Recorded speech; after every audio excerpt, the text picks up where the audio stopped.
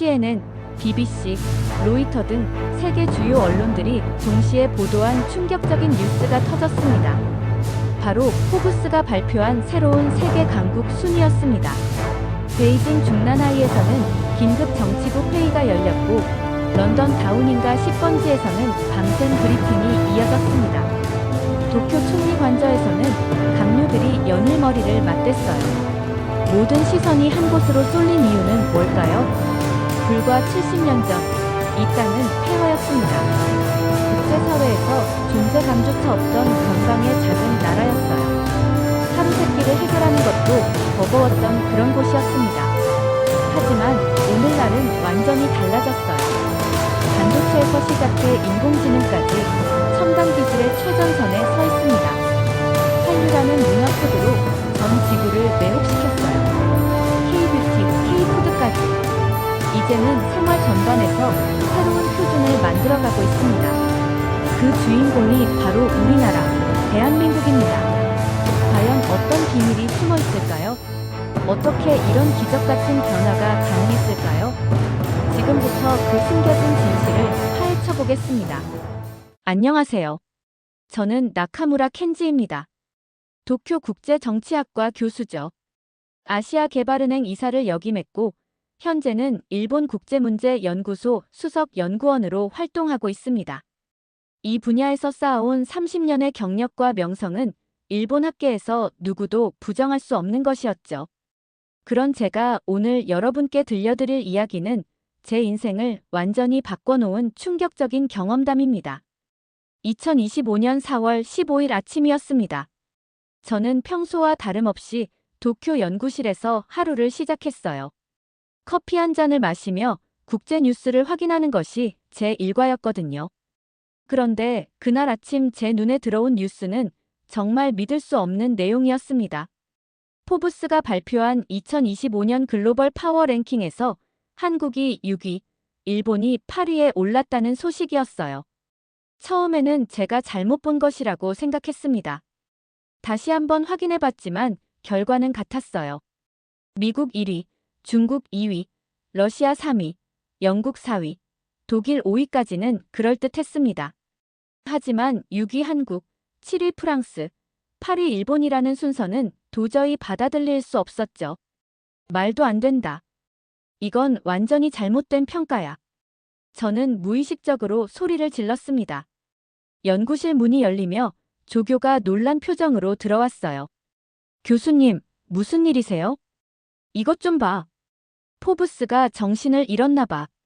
한국이 일본보다 위라니 이게 말이 되나? 저는 모니터를 가리키며 흥분했습니다. 조교도 화면을 보더니 당황스러운 표정을 지었어요. 정말 이상하네요. GDP는 일본이 한국보다 2배 이상 큰데요. 그렇지. 경제 규모로만 봐도 우리가 4조 3,900억 달러, 한국은 1조 9,500억 달러야. 어떻게 우리가 뒤처질 수 있겠어? 저는 즉시 포브스 홈페이지에 들어가서 평가 기준을 확인했습니다. 리더십, 경제적 영향력, 정치적 힘, 국제동맹, 군사력. 5가지 기준이라고 되어 있었어요. 이 평가 기준 자체가 문제야. 객관적이지 못해. 저는 분노에 차서 동료 교수들에게 긴급 연락을 돌렸습니다. 1시간 뒤 제 연구실은 아수라장이 되었어요. 경제학과 스즈키 교수, 정치학과 타나베 교수, 사회학과 사토 교수까지 모두 몰려왔거든요. 나카무라 교수, 이 소식 봤습니다. 정말 어이없는 일이네요. 스즈키 교수가 고개를 저으며 말했어요. 포브스가 언제부터 이렇게 편향적이 되었는지 모르겠습니다. 분명히 평가 과정에서 오류가 있었을 겁니다. 타나베 교수도 동조했죠. 하지만 저는 그것만으로는 만족할 수 없었습니다. 여러분, 저는 이 잘못된 평가를 그냥 넘어갈 수 없어요. 반드시 반박 논문을 써서 포브스의 오류를 지적해야 합니다. 그 자리에서 저는 중대한 결정을 내렸습니다. 3개월 후 일본 최대 학술지에 발표할 예정이던 아시아 경제 질서의 재편이라는 논문 주제를 급 변경하기로 한 거예요. 새로운 제목은 포브스 글로벌 파워 랭킹의 오류, 한국 과대평가에 대한 실증적 반박으로 정했습니다. 이번 기회에 확실하게 정리를 해야겠어요. 한국의 실제 국력이 어느 정도인지, 일본과 비교했을 때 얼마나 차이가 나는지 명확하게 보여주겠습니다. 30년간 이 분야를 연구하신 분이 말씀하시는데 누가 반박하겠냐며 동료들은 박수를 치며 저를 격려했어요. 저는 그들의 지지에 더욱 자신감이 생겼습니다. 그날 저녁 저는 집으로 돌아가는 길에 마음이 복잡했습니다. 하지만 동시에 사명감도 느꼈죠. 30년간 쌓아온 제 전문성을 발휘할 때가 온 거예요. 집에 도착하자 가족들이 저녁 준비를 하고 있었습니다. 아내 유미코가 밝은 표정으로 맞아줬어요. 오늘은 일찍 오셨네요. 무슨 좋은 일이라도 있었나요? 응, 아주 중요한 프로젝트가 생겼어. 오늘 포브스에서 말도 안 되는 발표를 했거든. 저는 식탁에 앉으며 오늘 있었던 일을 설명하기 시작했습니다. 아들 타쿠야와 딸 미사키도 식탁으로 모여들었어요. 아버지, 무슨 일이에요? 미사키가 궁금해하며 물었습니다. 포브스가 글로벌 파워 랭킹이라는 걸 발표했는데 한국이 6위, 일본이 8위래. 완전히 틀린 평가야. 저는 자신만만하게 설명했습니다. 그런데 타쿠야의 표정이 미묘하게 변했어요. 아버지, 그런데 제가 일하는 게임 업계에서는 한국이 정말 강하던데요. 게임. 저는 눈살을 찌푸렸습니다. 게임 같은 오락거리로 국력을 평가할 수는 없지. 진짜 중요한 건 경제 규모와 기술력이야. 타쿠야는 잠시 망설이더니 계속 말했어요. 하지만 아버지, 한국 게임 회사들이 전 세계에서 벌어들이는 돈이 어마어마해요. 넷마블, 넥슨, NC소프트. 잠깐. 저는 손을 들어 타쿠야의 말을 막았습니다. 그런 건 일시적인 현상일 뿐이야. 진짜 기술력은 우리가 훨씬 앞서 있어. 미사키도 조심스럽게 입을 열었어요. 아버지, 요즘 젊은 여성들은 모두 한국 브랜드를 선호해요. 제 회사에서도 한국 화장품 브랜드와 협업을 많이 하고 있거든요. 화장품도 마찬가지야. 유행일 뿐이지. 저는 단호하게 말했습니다. 일본의 전통적인 품질과 신뢰성을 따라올 수는 없어. 아내 유미코가 중재하려고 했어요. 여보, 너무 단정적으로 말하지 말고 좀 더 열린 마음으로 들어보는 게 어때요? 당신은 학문을 모르니까 그런 소리를 하는 거야. 저는 목소리를 높였습니다. 30년간 이 분야를 연구한 내가 확실하게 말하는 건데 왜 다들 이해를 못하는 거지? 식탁 분위기가 갑자기 차가워졌어요. 타쿠야는 고개를 숙였고 미사키는 입술을 깨물었습니다. 여보, 아이들도 나름대로 현장에서 느끼는 게 있을 텐데요. 유미코가 한숨을 쉬며 말했어요. 현장이라고 해봤자 게임이나 화장품 아니야. 그런 걸로 국가의 진짜 실력을 평가할 수 있겠어? 저는 더욱 흥분했습니다. 할머니인 제 어머니가 부엌에서 나오셨어요. 아들아, 왜 그렇게 흥분하고 있니? 어머니, 요즘 젊은 사람들이 너무 근시안적으로 생각해요. 겉으로 보이는 화려한 것만 보고 본질을 놓치고 있어요. 어머니는 고개를 끄덕이셨습니다. 그래, 아들 말이 맞아. 일본이 한국보다 뒤처질 리 없지. 우리가 얼마나 많은 것을 가르쳐줬는데. 저는 어머니의 지지에 힘을 얻었어요. 그렇죠. 우리가 한국의 스승 역할을 했는데 제자가 스승을 넘어선다는 게 말이 되나요? 나는 방에 들어가서 논문 작업을 하겠어. 방해하지 말아줘. 저는 자리에서 일어났습니다. 방으로 들어가면서 저는 더욱 확신했어요. 가족들조차 언론에 현혹되어 있구나. 하지만 학자인 제가 진실을 밝혀내야겠다고 말이죠. 다음 날 아침부터 저는 본격적으로 논문 작업에 들어갔습니다. 학자로서의 양심이 저를 움직였어요. 감정적으로 반박하는 것보다는 객관적인 데이터로 포브스의 오류를 입증해야 했거든요. 먼저 포브스가 제시한 5가지 평가 기준을 하나씩 분석하기 시작했습니다. 리더십, 경제적 영향력, 정치적 힘, 국제동맹, 군사력이었죠. 이것부터 제대로 파헤쳐보자. 저는 첫 번째 기준인 경제적 영향력부터 들여다봤어요. 일본의 GDP는 4조 3,900억 달러, 한국은 1조 9,500억 달러였습니다. 봐라, 경제 규모만 봐도 우리가 2배 이상 크잖아. 하지만 세부 데이터를 보니 이상한 점들이 보이기 시작했어요. 경제 성장률에서는 한국이 앞서고 있었습니다. 지난 5년간 평균 성장률이 한국 2.8%, 일본 0.9%였거든요. 성장률이야 개발도상국이 높을 수밖에 없지. 저는 스스로를 합리화했습니다. 중요한 건 절대적인 경제 규모야. 그런데 다음 항목을 보고 저는 당황했어요. 혁신 지수라는 항목이 있었는데 한국이 일본보다 높은 점수를 받았던 겁니다. 글로벌 혁신 지수에서 한국이 12위, 일본이 13위였어요. 이건 말이 안 돼. 일본이 기술 강국인데 어떻게? 저는 더 자세히 들여다봤습니다. 특허 출원 건수, 연구개발 투자 비율, 첨단 기술 수출 비중 같은 세부 지표들을 확인했어요. 놀랍게도 여러 항목에서 한국이 일본과 비슷하거나 더 높은 수치를 보이고 있었습니다. 잠깐, 이 데이터가 정확한 건가? 저는 다른 기관의 자료도 찾아봤어요. 세계은행, 국제통화기금, 경제협력개발기구의 데이터를 교차 확인했습니다. 결과는 비슷했어요. 한국의 첨단 기술 수출 비중이 일본보다 높았고 연구개발 투자 비율도 거의 비슷한 수준이었습니다. 설마 이런 수치들이 모두 정확한 건 아니겠지. 저는 혼잣말을 했어요. 하지만 마음 한구석에서는 불안감이 커져갔습니다. 더 충격적인 건 소프트 파워 지수였어요. 포틀랜드 커뮤니케이션에서 발표하는 소프트 파워 30순위에서 한국이 27위, 일본이 8위였습니다. 다행히 이 부분은 우리가 앞서네. 하지만 세부 항목을 보니 또 다른 이야기였어요. 문화 부문에서는 한국이 일본을 압도하고 있었거든요. K-팝의 글로벌 스트리밍 횟수, K-드라마의 국제적 시청률, 한국어 학습자 수 같은 지표에서 말이에요. 문화라는 게 과연 정량화할 수 있는 건가? 이런 일시적인 유행을 국력 평가에 포함시키는 게 맞나? 하지만 데이터는 명확했어요.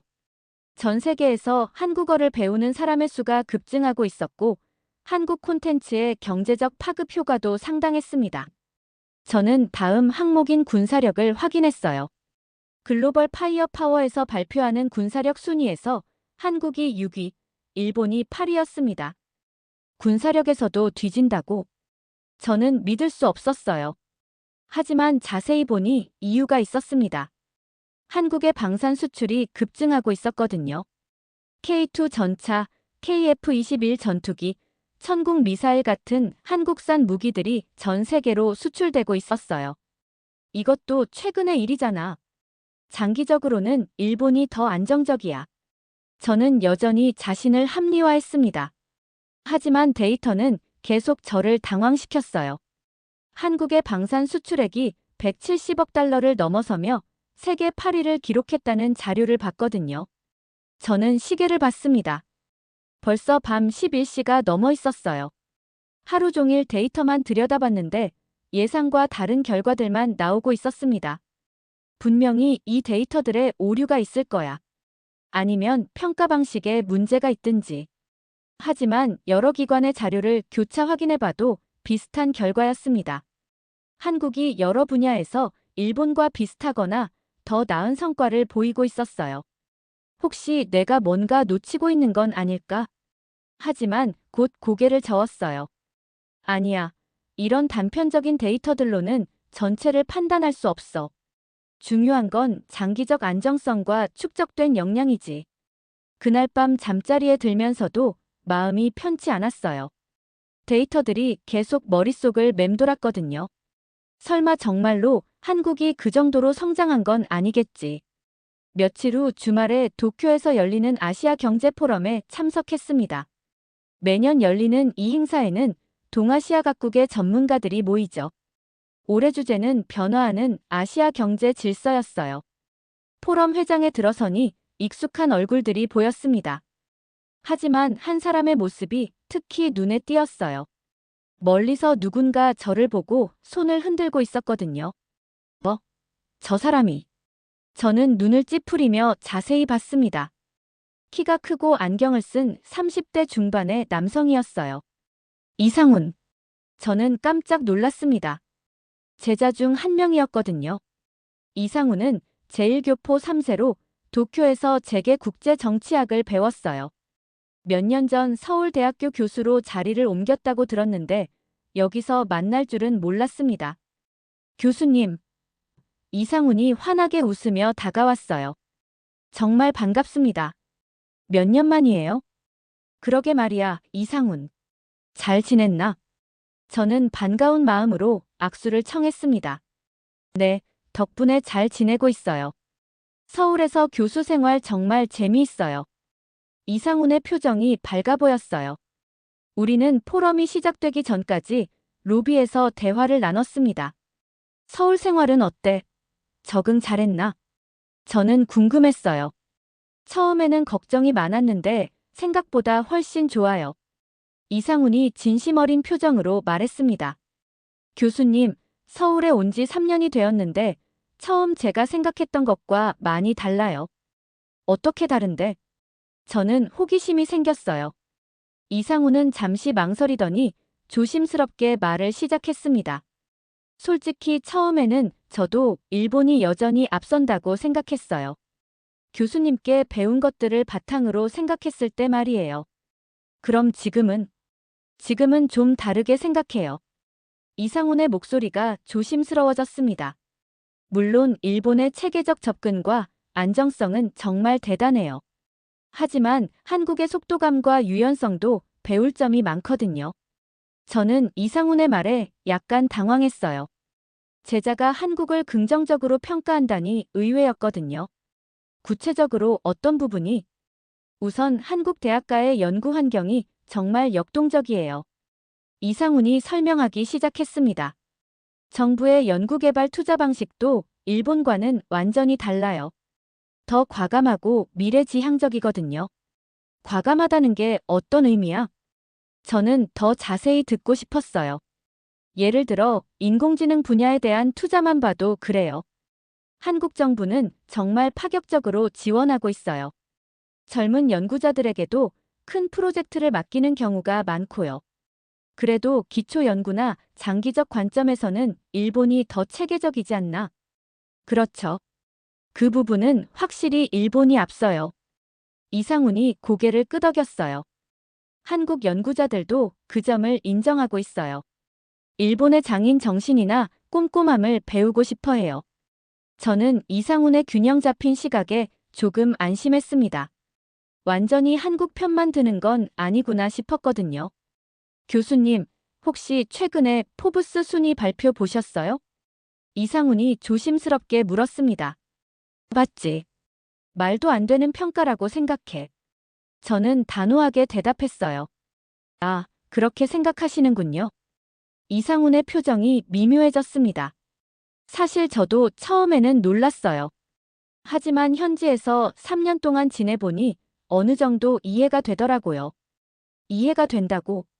이상훈, 너도 그 평가가 맞다고 생각하는 거야? 완전히 맞다고는 할 수 없지만. 이상훈이 신중하게 말했습니다. 적어도 한국의 성장 속도나 혁신 능력은 정말 인상적이에요. 특히 젊은 세대의 사고방식이 다르거든요. 저는 점점 불편해졌어요. 제자마저 한국을 높이 평가한다니 말이에요. 교수님, 혹시 기회가 되시면 한번 서울에 와보세요. 이상훈이 제안했습니다. 서울대에서 동아시아 미래 전략 심포지엄을 개최하는데 기조연설을 부탁드리고 싶어요. 나한테 기조연설을? 저는 의외였어요. 네, 일본의 권위 있는 시각을 들려주시면 한국 학자들에게 큰 도움이 될 거예요. 이상훈이 진심 어린 표정으로 말했습니다. 그리고 교수님께서 직접 보시고 판단하시는 것도 좋지 않을까요? 저는 처음에는 거절하려 했어요. 한국에 가서 뭘 하겠어. 시간도 없고. 하지만 곧 중요한 생각이 떠올랐습니다.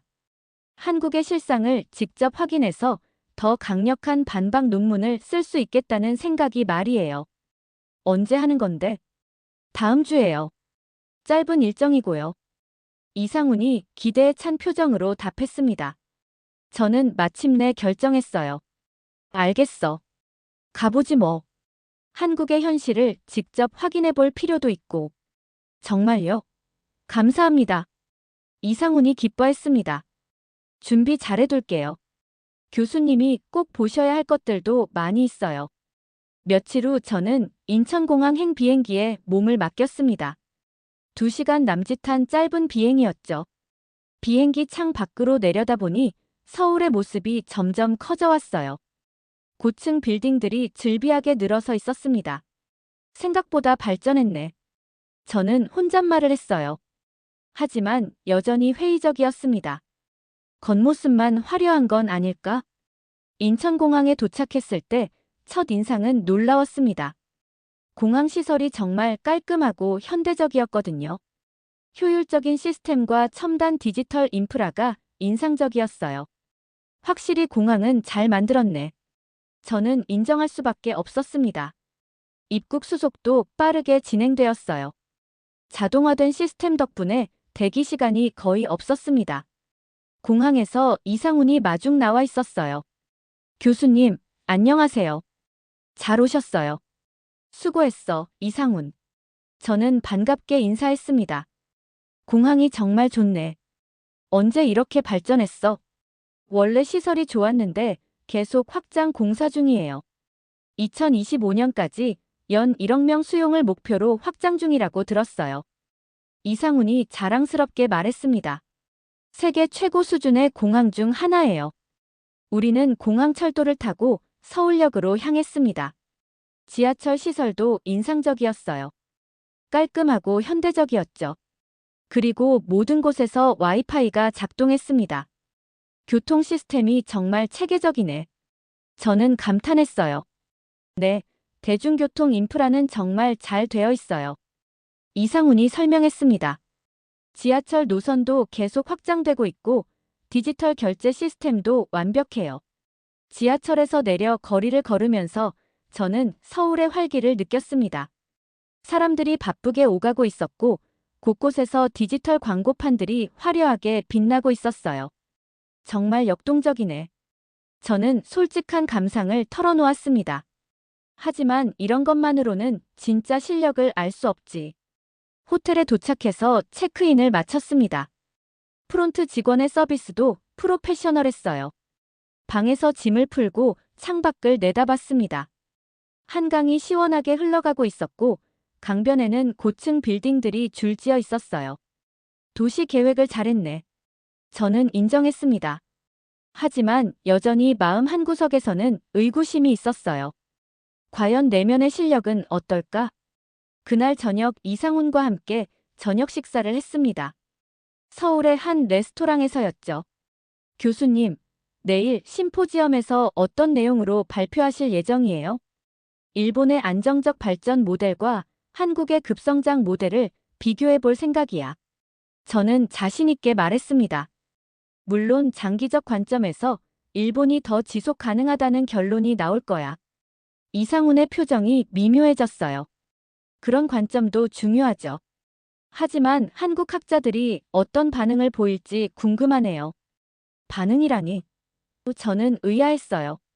객관적인 데이터를 바탕으로 설명할 건데 뭔 반응이 있겠어? 교수님께서 직접 경험해 보시면 알 거예요. 이상훈이 의미심장하게 웃었습니다. 한국 학자들의 수준이 생각보다 높거든요. 다음 날 아침 일찍 심포지엄 회장에 도착했습니다. 이상훈이 저를 맞이하며 안내했습니다. 교수님, 오늘 정말 뜻깊은 하루가 될 거예요. 그래, 어떤 분들이 참석하는데? 저는 궁금했어요. 한국의 주요 대학 교수들과 연구진들이 모두 모였어요. 특히 경제학과 최 교수님은 정말 날카로운 분이세요. 이상훈이 설명했습니다. 심포지엄장에 들어서니 200여 명의 학자들이 자리를 가득 메우고 있었습니다. 분위기가 꽤 진지했어요. 사회자가 저를 소개했습니다. 오늘 기조연설을 해주실 나카무라 켄지 교수님을 소개합니다. 일본의 대표적인 동아시아 전문가이시죠. 박수 소리가 회장을 가득 채웠어요. 저는 자신있게 연단에 올랐습니다. 안녕하세요. 오늘 이 자리에 초대해 주신 것을 진심으로 감사드립니다. 저는 차분하게 시작했어요. 오늘 제가 말씀드리고 싶은 주제는 일본의 안정적 발전 모델 대 한국의 급성장 모델입니다. 청중들의 시선이 저에게 집중되었어요. 저는 준비해온 자료를 바탕으로 발표를 시작했습니다. 먼저 경제 안정성 측면에서 보겠습니다. 일본은 지난 30년간 꾸준한 성장을 유지해왔습니다. 비록 성장률은 낮지만 안정적이었죠. 저는 그래프를 보여주며 설명했어요. 반면 한국은 급격한 성장을 보이고 있지만 이런 성장이 과연 지속 가능할까요? 외부 충격에 취약할 수 있습니다. 30분간의 발표를 마치고 질의응답 시간이 시작되었어요. 저는 여유롭게 질문을 기다렸습니다. 질문 있으시면 해주세요. 첫 번째 질문자는 젊은 교수였습니다. 흥미로운 발표 감사합니다. 그런데 교수님께서 말씀하신 일본의 안정적 모델이 실제로는 30년간의 정체를 의미하는 것은 아닌지요? 저는 당황했지만 침착하게 대답했어요. 정체가 아니라 안정적 성장입니다. 지속 가능성이 더 중요하죠. 하지만 질문은 계속 이어졌습니다. 그렇다면 한국의 급성장을 단순히 불안정하다고 평가하시는 근거가 구체적으로 무엇인지 궁금합니다. 이번에는 서울대 경제학과 최 교수가 일어났어요. 날카로운 눈빛이었습니다. 교수님, 지난 30년간 일본의 GDP 성장률과 한국의 성장률을 비교해 보시면 어떤 결론이 나올까요? 최 교수가 자료를 제시했습니다. 일본의 연평균 성장률은 0.9%, 한국은 2.8%입니다. 어느 쪽이 더 역동적인지 명확하지 않나요? 저는 식은땀이 났어요. 성장률만으로는 판단할 수 없습니다. 경제의 규모와 안정성을. 그렇다면 혁신 지수는 어떻게 설명하시겠어요? 최 교수가 추가 자료를 보여줬습니다. 글로벌 혁신 지수에서 한국이 12위, 일본이 13위입니다. 연구개발 투자 비율도 한국이 더 높고요. 저는 당황하기 시작했어요. 예상했던 것보다 훨씬 날카로운 질문들이었거든요. 그건 평가 기준에 따라 다를 수 있습니다. 평가 기준이 문제라고 하시면 어떤 기준으로 평가해야 한다고 생각하세요? 일본의 장점만 부각되는 기준 말고요. 또 다른 교수가 질문했습니다. 회장 분위기가 점점 긴장되었어요. 저는 처음으로 한국 학자들에게 논리적으로 밀리는 경험을 하고 있었습니다. 질의응답 시간이 끝나고 저는 연단에서 내려왔어요. 큰 충격을 받았습니다. 제가 예상했던 것과는 완전히 다른 상황이었거든요. 30년 만에 처음으로 학술적 자신감이 흔들렸습니다. 심포지엄 둘째 날이 되었습니다. 전날의 충격이 채 가시지 않은 상태였어요. 저는 밤새 잠을 이루지 못했습니다. 한국 학자들의 날카로운 질문들이 계속 머릿속을 맴돌았거든요. 내가 정말 틀렸을 수도 있구나. 처음으로 이런 생각이 들었어요. 하지만 여전히 받아들이기 어려웠습니다. 아침 일찍 이상훈이 호텔로 마중 나왔어요. 교수님, 어떻게 주무셨어요? 응, 그럭저럭. 저는 솔직하게 말할 수 없었어요. 오늘은 한국 연구진들의 발표를 들으실 수 있어요. 정말 흥미로울 거예요. 이상훈이 기대에 찬 표정으로 말했습니다. 심포지엄장에 도착하니 오늘은 한국 학자들이 발표하는 날이었어요. 첫 번째 발표자는 한국과학기술원의 이준호 교수였습니다. 주제는 차세대 인공지능 기술이었죠. 저희가 개발한 인공지능 모델은 기존 모델보다 30% 향상된 성능을 보입니다. 이준호 교수가 자신 있게 설명했어요. 저는 놀랐습니다. 기술 수준이 예상보다 훨씬 높았거든요. 이 기술은 이미 삼성과 LG에서 상용화 단계에 있습니다. 저는 갈수록 당황했어요. 단순히 이론적 연구가 아니라 실제 상용화까지 진행되고 있다니 말이에요. 두 번째 발표는 더욱 충격적이었습니다. 배터리 기술에 관한 발표였어요. 저희가 개발한 전고체 배터리는 기존 리튬 배터리보다 에너지 밀도가 2배 높습니다. 발표자가 그래프를 보여주며 설명했어요. 충전 시간도 10분으로 단축되었고 수명은 10배 연장되었습니다. 저는 입이 다물어지지 않았어요. 이런 기술이 정말 한국에서 개발된 건가? 이 기술로 테슬라, BMW, 폴크스바겐과 계약을 체결했습니다. 2026년부터 양산에 들어갈 예정이에요. 저는 점점 더 혼란스러워졌습니다. 세계 최고의 자동차 회사들이 한국 기술을 선택했다는 거잖아요. 세 번째 발표는 바이오 기술이었어요. 저희가 개발한 유전자 치료제는 현재 미국 FDA 승인을 기다리고 있습니다. 젊은 여성 연구자가 발표했어요. 임상시험 결과 95%의 치료 효과를 보였습니다. 저는 정말 놀랐습니다. 한국이 바이오 분야에서도 이렇게 앞서 있다니요. 이 기술은 이미 유럽과 일본에서도 관심을 보이고 있어요. 특히 일본의 다케다 제약에서 기술 이전을 요청했습니다. 일본 기업이 한국 기술을 요청했다는 말에 저는 큰 충격을 받았어요. 네 번째 발표는 우주항공 기술이었습니다. 저희 누리호 발사 성공 이후 여러 국가에서 위성 발사를 의뢰하고 있습니다. 발표자가 자랑스럽게 말했어요. 비용 대비 효율성에서 세계 최고 수준을 달성했거든요. 저는 머리가 어지러웠어요. 한국이 우주기술에서도 이렇게 발전했다니 말이에요. 점심시간이 되어 이상훈과 함께 식사를 했습니다. 저는 복잡한 심정을 숨길 수 없었어요. 이상훈, 오늘 발표들이 정말 인상적이네. 어떠세요? 한국 연구진들의 수준이. 이상훈이 조심스럽게 물었어요. 솔직히 놀랐어. 저는 인정할 수밖에 없었습니다. 이런 수준일 줄은 몰랐거든. 교수님, 이건 아직 일부일 뿐이에요. 이상훈이 미소를 지었어요. 한국의 진짜 저력은 이런 기술들이 실제로 상용화되고 있다는 점이에요. 오후 세션에서는 더욱 놀라운 발표들이 이어졌습니다. 한 연구진은 6세대 이동통신 기술을 발표했어요. 저희가 개발한 6G 기술은 5G보다 100배 빠른 속도를 구현합니다.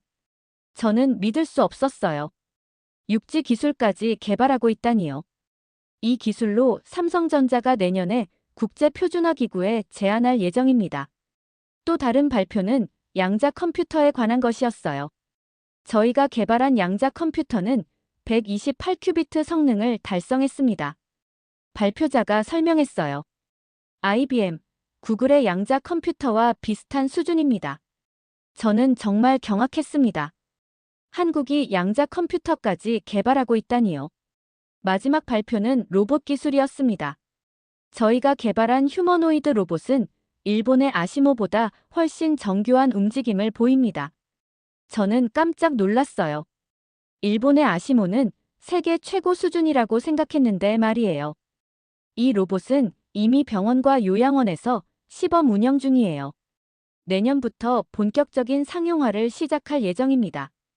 발표가 모두 끝나고 저는 정신이 혼미했어요. 하루 종일 들은 내용들이 제 기존 인식을 완전히 뒤흔들어 놓았거든요. 이게 정말 한국의 현실인가? 저는 혼잣말을 했어요. 이상훈이 다가왔습니다. 교수님, 어떠셨어요? 이상훈. 저는 말을 잇지 못했어요. 정말로 이런 기술들이 모두 한국에서 개발된 거야? 네, 맞아요. 이상훈이 진지하게 대답했어요. 그리고 이건 빙산의 일각일 뿐이에요. 한국에는 이런 기술들이 훨씬 더 많아요. 저는 큰 충격을 받았습니다. 제가 지금까지 알고 있던 한국과는 완전히 달랐거든요. 그럼 일본은? 저는 말을 잇지 못했어요. 일본도 여전히 강점이 많아요. 이상훈이 균형 잡힌 시각을 보여줬어요. 기초 연구나 장인 정신 같은 부분에서는 일본이 앞서죠. 하지만 응용 기술이나 상용화 속도에서는 한국이 빨라요. 저는 복잡한 심정이었어요. 혹시 내가 정말 틀렸을 수도 있구나. 이런 생각이 머릿속을 가득 채웠습니다. 심포지엄 마지막 날, 이상훈이 특별한 제안을 했습니다. 교수님, 오늘은 서울 시내를 좀 둘러보시는 게 어떨까요? 한국의 문화적 영향력을 직접 느껴보실 수 있을 거예요. 문화적 영향력? 저는 의아했어요. 그것도 국력과 관련이 있나? 보시면 알 거예요. 이상훈이 의미심장하게 웃었습니다. 우리는 먼저 명동으로 향했어요. 지하철에서 내리자마자 저는 놀랐습니다. 거리 곳곳에서 외국인들을 볼 수 있었거든요. 그런데 이상한 점이 있었어요. 많은 외국인들이 한국어로 대화하려고 노력하고 있었습니다. 안녕하세요. 한 서양 여성이 가게 직원에게 어설픈 한국어로 인사했어요. 이 립스틱 얼마예요? 그 모습이 정말 신기했습니다. 저 사람들이 왜 한국어를 배우는 거야? 저는 이상훈에게 물었어요. 한류 때문이에요. BTS, 블랙핑크 같은 K-팝을 좋아하면서 자연스럽게 한국어에 관심을 갖게 되죠. 명동 거리를 걸으면서 저는 더욱 놀라운 광경을 봤어요. 한 그룹의 동남아시아 젊은이들이 K-팝 댄스를 따라하고 있었거든요. 음악에 맞춰 완벽하게 안무를 소화하고 있었어요. 저들은 뭐 하는 거야? 관광객들이에요. 한국에 와서 K-팝 댄스를 배우고 있는 거죠. 이상훈이 설명했습니다. 요즘 이런 문화체험 관광이 정말 인기가 많아요. 저는 믿을 수 없었어요. 외국인들이 한국 문화를 배우러 오다니 말이에요. 화장품 가게에 들어가 봤는데 더욱 충격적이었어요. 외국인 손님들이 가게의 절반 이상을 차지하고 있었습니다. 이 제품이 BTS 정국이 광고한 거죠? 한 유럽 여성이 직원에게 물어봤어요. 네, 맞아요. 정말 인기 많은 제품이에요. 직원이 영어로 친절하게 대답했습니다. 저는 정말 놀랐어요. K-팝 스타가 화장품 판매에까지 영향을 미치다니요. 홍대로 이동했습니다. 여기는 더욱 활기찬 분위기였어요. 거리 곳곳에서 K-팝 음악이 흘러나왔고 젊은이들이 춤을 추고 있었습니다. 교수님, 저기 보세요. 이상훈이 한 그룹을 가리켰어요. 일본 젊은이들이 한국 아이돌의 춤을 따라하고 있었습니다. 완벽한 한국어로 노래를 부르면서 말이에요. 저는 충격을 받았어요. 일본 젊은이들이 한국 문화에 열광하고 있다니요. 그중 한 명에게 다가가서 물어봤습니다. 일본에서 오셨나요? 네, 도쿄에서 왔어요. 그 젊은이가 밝게 대답했어요. 한국 아이돌 때문에 한국어를 배우기 시작했는데 이제 한국이 너무 좋아졌어요. 일본에서도 한국 문화가 인기가 많나요? 제가 물었어요. 정말 많아요. 제 친구들도 모두 K-팝을 듣고 한국 드라마를 봐요. 제 여동생도 한국어를 배우고 있어요. 저는 말문이 막혔어요. 일본에서 한국 문화가 이렇게 인기라니 믿을 수 없었거든요. 저녁 시간이 되어 이상훈과 함께 한강에서 치킨과 맥주를 마셨습니다. 한강 공원에는 많은 사람들이 있었어요. 피크닉을 즐기는 가족들, 자전거를 타는 연인들, 그리고 외국인 관광객들까지 정말 다양했습니다. 이상훈, 오늘 본 것들이 정말 놀라워. 저는 솔직한 감상을 털어놓았어요. 이런 문화적 영향력이 정말 국력의 일부가 될 수 있는 거야? 물론이죠. 이상훈이 진지하게 대답했어요. 문화가 경제가 되고 경제가 곧 국력이 되는 거예요. 한류 콘텐츠 수출액만 해도 130억 달러가 넘어요. 130억 달러. 저는 깜짝 놀랐어요. 네, 그리고 이건 직접적인 수출액일 뿐이에요.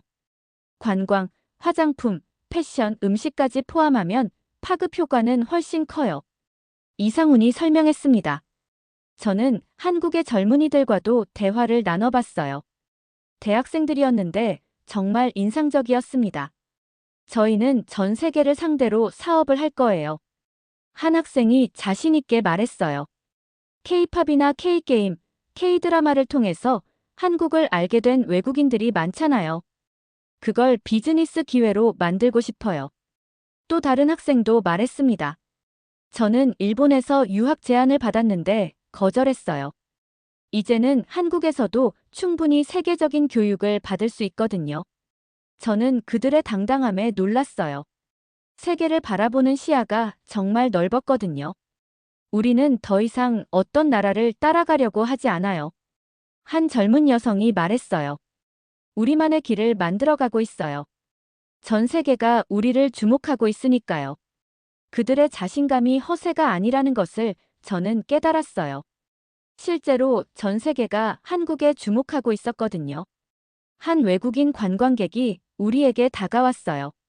실례합니다. 혹시 사진 좀 찍어주실 수 있나요? 유럽에서 온 중년 부부였어요. 한국에 처음 오셨나요? 이상훈이 영어로 물었어요. 네, 딸이 케이팝을 너무 좋아해서 가족 여행으로 왔어요. 그 남성이 대답했어요. 정말 인상적이에요. 한국이 이렇게 발전된 나라인 줄 몰랐어요. 일본도 가보셨나요? 제가 궁금해서 물었어요. 네, 작년에 다녀왔어요. 일본도 좋았지만 한국은 또 다른 매력이 있어요. 더 역동적이고 미래적인 느낌이에요. 저는 복잡한 심정이었어요. 외국인들이 한국을 이렇게 높이 평가한다니 말이에요. 이상훈과 헤어지기 전에 마지막 질문을 했습니다. 이상훈, 솔직히 말해봐. 정말로 한국이 일본을 넘어선 거야? 이상훈은 잠시 생각하더니 신중하게 대답했어요. 교수님, 넘어섰다기보다는 다른 길을 가고 있는 것 같아요. 일본은 전통과 안정성에서 강하고 한국은 혁신과 속도에서 강해요. 그럼 포브스 순위는 어느 정도 맞다고 생각해? 종합적으로 보면 한국의 현재 모멘텀이 더 강한 것 같거든요. 이상훈이 조심스럽게 말했습니다. 호텔로 돌아가는 길에 저는 많은 생각을 했어요. 오늘 하루 동안 본 것들이 정말 충격적이었거든요. 한국이 단순히 경제나 기술뿐만 아니라 문화적으로도 세계를 이끌어가고 있다는 것을 확인했습니다. 호텔방에서 저는 처음으로 심각한 자기 반성을 했어요. 30년간 내가 연구해온 것들이 과연 맞았을까? 잠들기 전까지 저는 계속 고민했습니다. 한국의 진짜 실력을 이제야 알게 된 것 같았거든요. 마지막 날 아침, 저는 이상훈과 함께 아침 식사를 했습니다. 내일이면 일본으로 돌아가야 했어요. 교수님, 어떠셨어요? 이번 서울 방문이요. 이상훈이 조심스럽게 물었습니다. 정말 많은 것을 배웠어. 저는 솔직하게 말했어요. 처음에 제가 생각했던 것과는 완전히 달랐거든. 그렇다면 교수님의 논문은 어떻게 하실 건가요? 글쎄, 저는 망설였습니다. 애초에 포브스를 반박하려던 논문을 어떻게 써야 할지 막막했어요. 이제는 그 순위가 완전히 틀렸다고 말할 수 없을 것 같아. 공항으로 가는 길에 이상훈이 마지막으로 말했습니다. 교수님, 일본도 여전히 훌륭한 나라예요. 다만 시대가 변하고 있는 거죠. 한국과 일본이 서로 배우면서 함께 발전해 나가는 게 중요한 것 같아요. 인천공항에서 이상훈과 작별 인사를 나눴습니다. 정말 감사했어, 이상훈. 덕분에 많은 것을 깨달았어. 교수님께서 열린 마음으로 받아들여 주셔서 저도 기뻤습니다. 비행기에 오르면서 저는 지난 며칠을 되돌아봤습니다. 처음 한국에 올 때의 마음가짐과는 완전히 달라져 있었어요. 포브스 순위가 그렇게 틀린 건 아니었구나. 비행기 창밖으로 한국 땅이 점점 멀어져 갔습니다. 저는 새로운 깨달음과 함께 일본으로 돌아가고 있었어요. 도쿄에 도착해서 집으로 돌아갔습니다.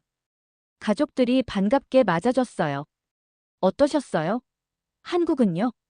아내 유미코가 궁금해하며 물었습니다. 정말 놀라웠어. 저는 솔직하게 말했어요. 생각했던 것보다 훨씬 발전되어 있더라고. 타쿠야와 미사키도 관심을 보였습니다. 아버지, 그럼 이제 한국을 인정하시는 거예요?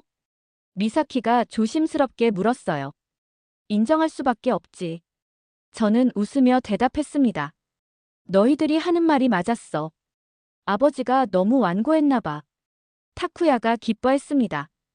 아버지께서 그렇게 말씀해 주시니까 정말 다행이에요. 그런데 아버지, 그럼 논문은 어떻게 하실 거예요? 유미코가 물었어요. 글쎄, 아예 다른 주제로 써야 할 것 같아. 저는 한숨을 쉬었습니다. 포브스를 반박하려던 논문을 쓸 수는 없겠더라고.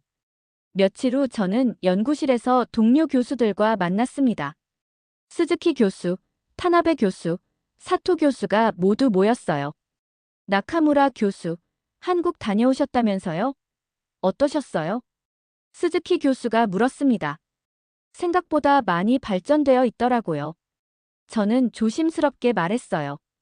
그럼 포브스 순위는 어떻게 생각하세요? 여전히 잘못된 평가라고 보시나요?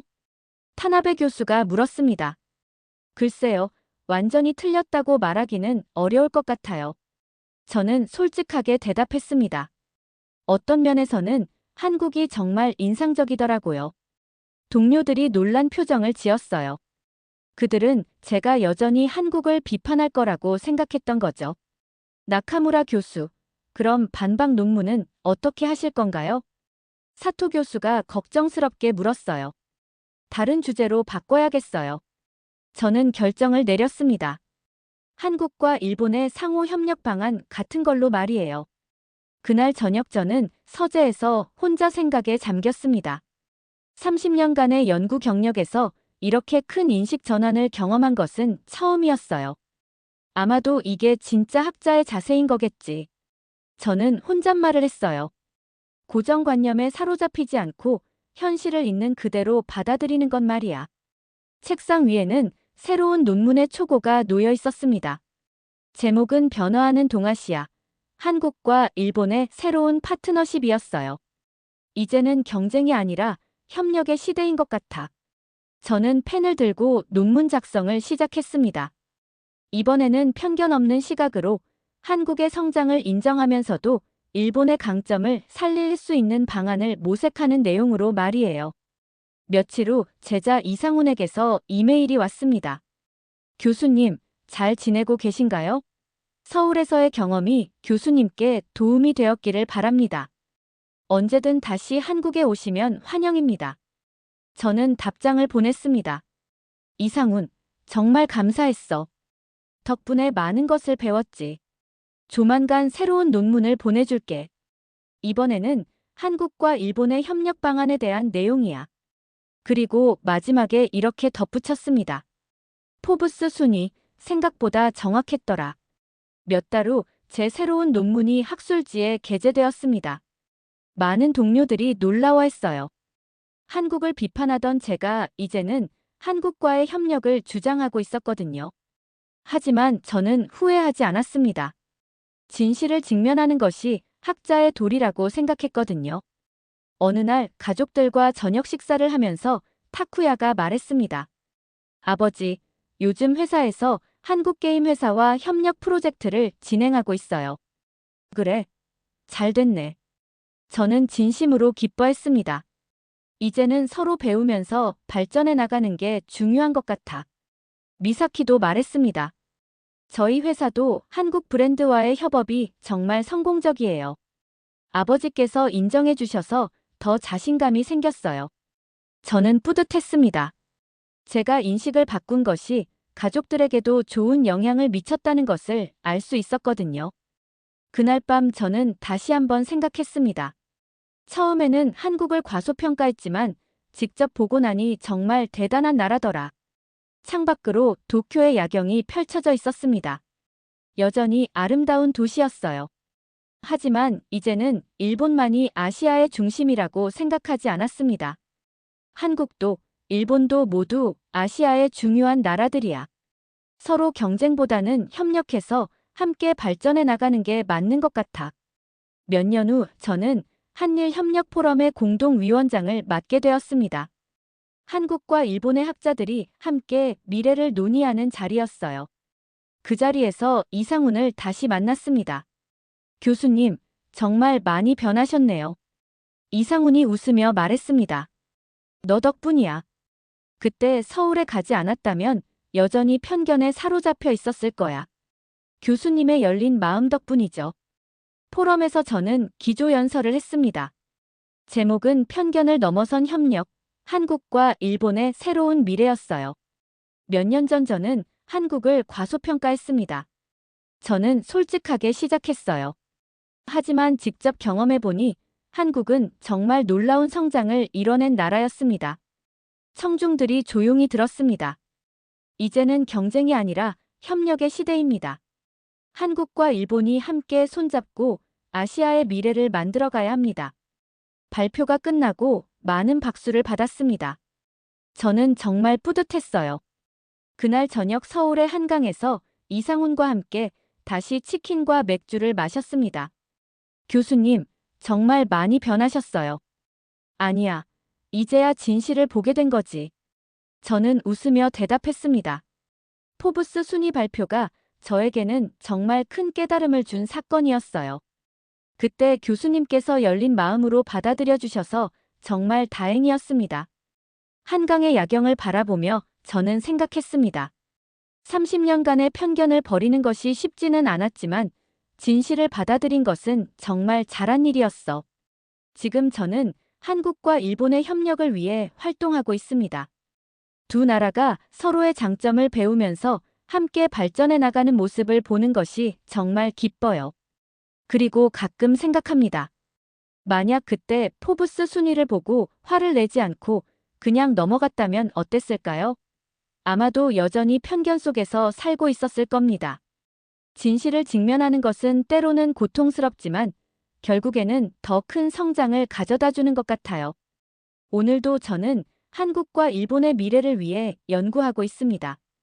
이제는 편견 없는 시각으로 두 나라의 밝은 미래를 그려가면서 말이에요. 그리고 포브스 순위. 이제는 그 순위가 어느 정도 맞다고 생각합니다. 한국은 정말로 놀라운 나라거든요. 오늘의 사연은 여기까지입니다. 오늘의 사연이 좋으셨다면 좋아요, 구독, 알림 설정 부탁드립니다. 구독자 여러분 오늘도 행복한 하루 보내시길 바랍니다.